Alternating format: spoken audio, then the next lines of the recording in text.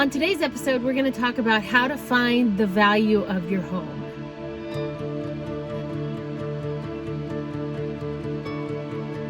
I'm Mara Coleman with ReeceNichols in Kansas City.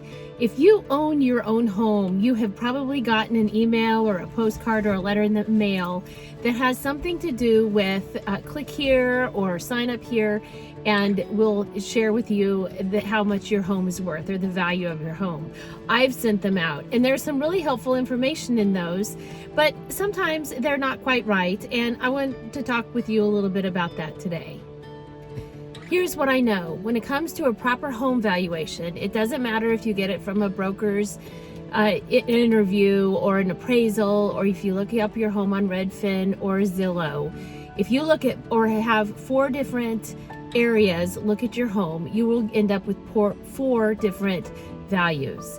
The best way to really find out the value of your home is to have a trusted real estate agent that you know and trust and like come look at your home, and they can really look at the neighborhood that your home's in. They can take a look at recent solds in your particular neighborhood. They can look at your home and help you decide, are there things that you need to do to improve it? How much more would you get if you did some of those things?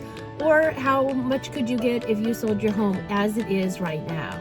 In Kansas City, as well as any other community, there are certain things that will make one home higher value than the other. So an algorithm isn't going to find that bit of information, which is why sometimes when you're looking at those quick home valuations and you look at many different avenues, whether it's a broker, an appraisal, or Redfin or Zillow, you're going to come up with different numbers. An algorithm just cannot tell the detailed nuances of a particular neighborhood and the value of the homes that are being sold there. Appraisals are similar. The appraisals are super incredibly subjective. So you may have 2 separate appraisals, and those may come in at 2 very different prices. It just depends on the appraiser. It depends on how well that appraiser knows that neighborhood. Those are not necessarily going to be perfect numbers for you to follow either. Here's the main thing I want to leave you with.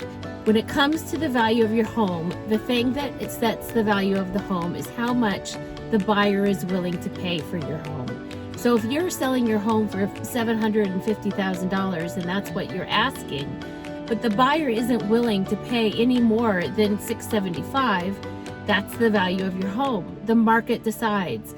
We can give you ideas, we can do some wonderful comparisons, we can look carefully at the numbers, but what really sets the market and sets the value of the home is what the buyer is willing to pay. So the best way to find out the value of your home is to get ready to sell it, put it on the market at a competitive price, and see what the buyers are willing to pay. That's all we've got today, right, Glynis? Let me know if you have any questions at all. I'd be happy to talk over the details of this and or any other real estate questions you have. Talk to you next time. Say bye.